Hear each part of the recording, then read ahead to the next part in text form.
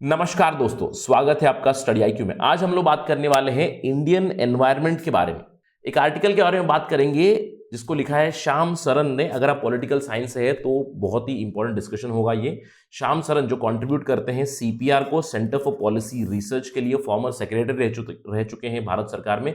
वो कहते हैं कि इंडियन एनवायरमेंटल प्रोटेक्शन या इंडियन एनवायरमेंट के ऊपर दो नए चैलेंजेस आ चुके हैं। तो हम लोग इस डिस्कशन में देखेंगे कि किन दो नए चैलेंजेस के बारे में बात करते हैं श्याम सरन और क्या पुराने चैलेंजेस चल ही रहे हैं। चलिए डिस्कशन शुरू करते हैं, लेकिन उससे पहले मैं हूं आपका दोस्त राहुल साईगांवकर। अगर आप मुझे फॉलो करना चाहते हैं you can follow me on the ID Rahul Sai 222। Study IQ आपके लिए लाया है smart course for UPSC 2021। Please download the app for more information from Google play store.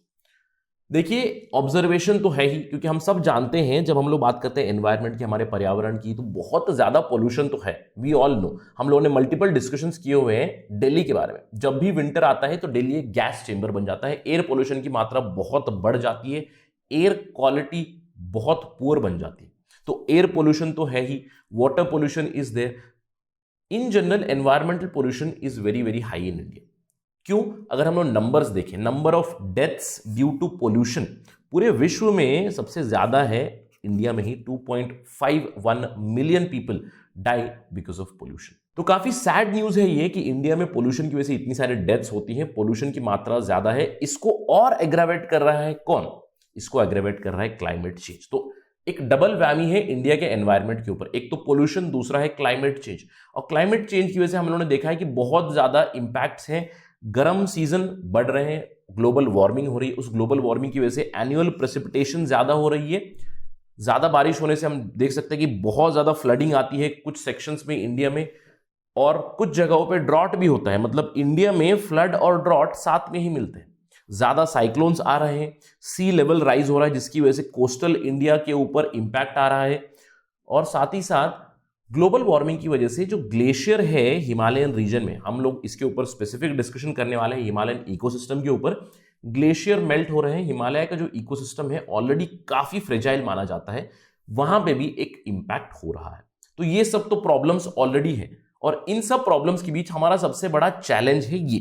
सबसे बड़ा चैलेंज है कि किस तरह हम एनवायरनमेंट को प्रोटेक्ट करें और इकोनॉमिक डेवलपमेंट भी करें, क्योंकि इकोनॉमिक डेवलपमेंट तो जरूरी है, क्योंकि इंडिया में पॉवर्टी है, अनएम्प्लॉयमेंट है, इनइक्वालिटी से सोशल इनइक्वालिटी है, वेल्थ इनइक्वालिटी है। साथ ही साथ अभी नए चैलेंजेस आ चुके हैं, जैसे कि कोविड की महामारी आ चुकी है, फार्मर प्रोटेस्ट चल रहा है। तो इन सब के बीच ये जो तराजू है एनवायरमेंटल प्रोटेक्शन का और इकोनॉमिक डेवलपमेंट का, इसको बैलेंस करना बहुत जरूरी है। और बहुत बार हमने डिस्कशन में ये भी कहा है कि इकोनॉमिक डेवलपमेंट का पलड़ा ऑलरेडी भारी है। एक उदाहरण देता हूं, हम लोगों ने बात की थी एनवायरमेंटल इंपैक्ट असेसमेंट 2020 के नोटिफिकेशन के बारे में, जहां पे काफी ज्यादा डाइल्यूशंस हुए थे। तो ये एक अच्छा एग्जाम्पल है कि इकोनॉमिक डेवलपमेंट की तरफ ज्यादा पलड़ा भारी। ये तो हम सब जानते हैं, एनवायरमेंटल प्रोटेक्शन के ऊपर थोड़ा सा फोकस जरूर कम है। तो चैलेंज तो बहुत बड़ा है पॉलिसी मेकर्स को, किस तरह इसे हम लोग बैलेंस करें। इन सब के बीच श्याम सरन कहते हैं दो नए चैलेंजेस इमर्ज हो गए। वो चैलेंज है सिक्योरिटी का और रिलीजन का।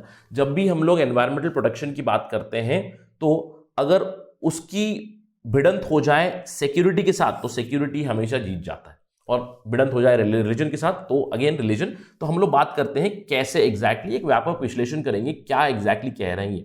देखिए, सिक्योरिटी की अगर मैं बात करूं तो environmental protection against ecological reservation जब भी आए तो उसके ऊपर वीटो हो जाता है। मैं आपको एक उदाहरण देता हूं। मैंने आपको बताया एनवायरमेंटल इंपैक्ट असेसमेंट नोटिफिकेशन 2020 के बारे में, उसके अंदर एक स्ट्रेटेजिक प्रोजेक्ट के बारे में बात की गई थी। उसमें लिखा गया था कि स्ट्रेटेजिक प्रोजेक्ट हो या स्ट्रेटेजिक इंपॉर्टेंस का कोई प्रोजेक्ट हो तो वहां पे ग्रीन क्लियरेंस की जरूरत नहीं पड़ेगी। और हम लोग स्ट्रेटेजिक प्रोजेक्ट किसे कहते हैं? डिफेंस प्रोजेक्ट को। तो सिक्योरिटी मतलब हमारी जो बॉर्डर के ऊपर कोई भी प्रोजेक्ट आ रहा है, डिफेंस के कोई प्रोजेक्ट आ रहा है, वो एग्जेम्प्ट हो सकते हैं ग्रीन क्लियरेंस से, एनवायरमेंटल क्लियरेंस से वो एग्जेम्प्ट हो जाएंगे। तो ये तो नोटिफिकेशन की बात आई थी। मैं आपको एक उदाहरण में देता हूं किस तरह इंपैक्ट हो सकता है। देखिए, हाल ही में देहरादून एयरपोर्ट को एक्सपैंड करने की बातें की गई। और एक्सपेंशन किस लिए? क्योंकि जो एक्सपेंशन होगा उससे जो फैसिलिटीज बढ़ेंगी वो डिफेंस फोर्सेस यूज करेंगे। तो इसका अप्रूवल सेंट्रल गवर्नमेंट ने दे दिया। उत्तराखंड गवर्नमेंट ने इसके अप्रूवल के लिए नेशनल वाइल्ड लाइफ बोर्ड के लिए भेजा। तो इसके तहत ये कहा जाता है कि 243 acres of forest would be destroyed, close to 10,000 trees would be cut to expand Dehradun airport. लेकिन डिफेंस पर्पजेस के लिए तो काफी जल्दी नॉड मिल भी गई। और हम लोग ये अंदेशा लगा सकते हैं कि आगे चल के ये और भी ज्यादा होगा, क्योंकि सिक्योरिटी का डिस्कोर्स इतना बढ़ चुका है, स्पेशली जून जुलाई से, जब से इंडिया और चाइना का स्टैंड ऑफ हुआ है लद्दाख में गलवान वैली में। तब से हम लोगों ने देखा है कि चाइना ने अपनी साइड पे काफी ज्यादा इंफ्रास्ट्रक्चर को बिल्ड कर लिया है, काफी ज्यादा प्रोजेक्ट्स उन्होंने डेवलप कर लिए, तो इसीलिए उनके पास एक अपर हैंड है। और इंडिया अभी पीछा कर रहा है चाइना का in terms of developmental projects, infrastructure projects in the border areas. और हम लोग अंदेशा लगा सकते हैं आगे चल के कि स्टैंड ऑफ की वजह से इंडिया नए प्रोजेक्ट्स शुरू करेगा बॉर्डर रीजन्स में, स्पेशली लद्दाख रीजन में। मतलब हिमालयन जो इकोसिस्टम है वहां पे और भी ज्यादा डिफेंस प्रोजेक्ट्स आ जाएंगे और काफी आसानी से आ जाएंगे, और ये वीटो कर देंगे किसी तरह का भी इकोलॉजिकल रिजर्वेशन होगा। यानी कि जो एनवायरमेंटल एक्सपर्ट्स होते हैं, अगर इस पर कोई प्रश्न चिन्ह उठाए कि डिफेंस प्रोजेक्ट की वजह से 10,000 पेड़ कट जा रहे हैं, तो उसके ऊपर ज्यादा कुछ सुनवाई होगी नहीं, क्योंकि डिफेंस का है, सिक्योरिटी का बात है, तो इमीडिएटली प्रोजेक्ट पास भी हो जाएगा। तो एक खतरा बताते हैं श्याम सरन सिक्योरिटी रिलेटेड, ये तो और आगे चल के ज्यादा होने वाला है। इसके अलावा वो कहते हैं रिलीजियस सेंटिमेंट भी एक बहुत बड़ा चैलेंज बन चुका है with respect to environmental protection, specifically in the Himalayan region. वो कहते हैं कि हिमालय का ऑलरेडी फ्रेजाइल इकोसिस्टम है और यहां पे काफी ज्यादा रिलीजियस साइट तो है ही। मैं आपको उदाहरण दूंगा थोड़ी देर में कुछ प्रोजेक्ट्स का जिसके ऊपर प्रशिक्षण उठाए गए थे, लेकिन वो अभी भी कंटिन्यू किए जा रहे हैं। अगर हम लोग बात करें रिलीजियस साइट्स की, तो हिमालयन रीजन में बहुत सारे रिलीजियस साइट्स मिलते हैं। केवल हिंदू साइट्स नहीं, मुस्लिम साइट्स, बुद्धिस्ट साइट, सारे धर्मों की साइट मिलते हैं। जैसे कि वैष्णो देवी है, अमरनाथ यात्रा, अमरनाथ केव है, वहीं पे शंकराचार्य का टेम्पल है, चार शरीफ है, जियारत दस्तगीर साहिब की जगह है वहीं पे। तो ये सब रिलीजियस साइट्स है वहां पे। मतलब रिलीजियस पिलग्रिमेज तो होगी, जिसकी वजह से टूरिज्म डेवलप करना पड़ेगा, टूरिज्म के प्रोजेक्ट्स आएंगे और उसकी वजह से और भी ज्यादा प्रेशर आएगा हिमालयन इकोसिस्टम। मैं आपको उदाहरण देता हूं, कुछ साल पहले मोदी सरकार ने 4 धाम रोड प्रोजेक्ट को अप्रूव किया था, जिसके ऊपर बहुत ज्यादा वाद विवाद हुआ था। बहुत सारे एनवायरमेंटल एक्सपर्ट्स ने कहा था कि इट इज हिमालयन ब्लंडर, क्योंकि रोड प्रोजेक्ट्स फ्रेजाइल इकोसिस्टम से गुजरेंगे तो वो फॉरेस्ट को काटेंगे और हैबिटेट, जो नेचुरल हैबिटेट रहेगा एनिमल्स का, उसके ऊपर हार्म होगा। इन जनरल पूरा हिमालयन इकोसिस्टम के ऊपर एक एडवर्स इंपैक्ट पड़ सकता है, ये कहा जा रहा था। लेकिन प्रोजेक्ट तो अभी भी कंटिन्यू हो रहा है, क्योंकि 4 Dham project connected with religious sentiment, तो इसकी वजह से इकोलॉजी बैकबर्नर पे चला गया है, रिलीजियस सेंटिमेंट आगे चलेगा। तो ये कहते हैं श्याम सर। और इन जनरल उन्होंने इसके कुछ सॉल्यूशन भी दिए हुए। मैं एक और आर्टिकल के बारे में कोट कर रहा हूं जो सीपीआर में आया था, safeguarding the fragile ecology of Himalayas. ये श्याम सरन द्वारा आया था जब सीपीआर ने 2019-20 के लिए पॉलिसी इश्यूज के ऊपर एक डिस्कशन छेड़ा था। वहां पे उन्होंने बताया था कि इकोलॉजी ऑफ हिमालयस कैसे बचा सकते हैं। जैसे उन्होंने कहा था कि कुछ सॉल्यूशंस है, जैसे कि कंपलसरी ईआई होना चाहिए किसी भी प्रोजेक्ट के लिए, डिफेंस हो या रिलीजियस सेंटिमेंट का कोई प्रोजेक्ट हो, जैसे 4 धाम एटसेट्रा, तो कंपलसरी ईआई होना चाहिए, ग्रीन क्लियरेंस मिलनी चाहिए। अगर कुछ एडवर्स इंपैक्ट हो रहे हैं तो उसके लिए उसको मिटिगेट करने के भी स्टेप्स आ जाने चाहिए। साथ ही साथ उन्होंने ये भी बताया था कि सस्टेनेबल पिलिग्रिमेज होना चाहिए। सस्टेनेबल मतलब एक लिमिट होनी चाहिए with respect to pilgrimage, number of days etcetera. साथ ही साथ सस्टेनेबल टाउन प्लानिंग होनी चाहिए टूरिस्ट सेंटर्स की।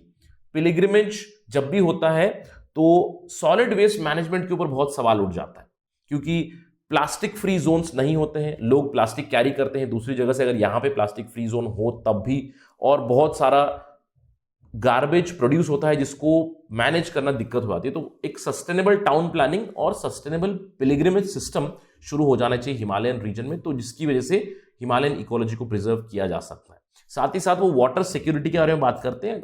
सबको लग रहा होगा कि water security in Himalayan region it does not make sense, but drinking water is still a huge problem everywhere. तो इसकी वजह से वाटर सिक्योरिटी के कुछ प्रावधान लाने चाहिए यहाँ पे to protect the fragile ecology of Himalaya. साथ ही साथ वो कहते हैं ग्रीन रोड कंस्ट्रक्शन के बारे में। एक उदाहरण देता हूं, ग्रीन रोड कंस्ट्रक्शन मतलब जब भी कोई लीनियर प्रोजेक्ट होता है, इस तरह का जो प्रोजेक्ट होता है वो आपको इकोसिस्टम को 2 भागों में बांट देगा। इससे बेटर है ग्रीन रोड कंस्ट्रक्शन में कि आप इकोसिस्टम को बरकरार रखते हुए आप अपने रोड कर्व करा दें, या फिर जब भी आप रोड कंस्ट्रक्ट कर रहे हैं तो कंपलसरी EIA करें और उसकी वजह से जो भी एडवर्स इंपैक्ट होगा उसको मिटिगेट करें, या फिर अडेप्ट करने के कुछ प्रावधान जरूर लाएं। साथ ही साथ फाइनली वो कहते हैं एनवायरमेंटल अवेयरनेस लाने की बहुत ज्यादा जरूरत है इस रीजन में। और वो कहते हैं जैसे कि रिलीजियस साइट्स हैं, बहुत ज्यादा रिलीजियस साइट्स हैं तो रिलीजियस फेस्टिवल्स भी होंगे, बहुत सारे फेयर्स भी होंगे, क्यों ना हम उन फेयर्स फेस्टिवल्स को इस्तेमाल करें ताकि एनवायरमेंटल अवेयरनेस लाई जाए इस पर्टिकुलर रीजन में। उसी से हम लोग हिमालयन इकोलॉजी जो बहुत ही फ्रेजाइल है उसे बचा सकते हैं। That is it from my side on this part of discussion. I hope it was interesting for you. Thank you for watching. जय हिंद।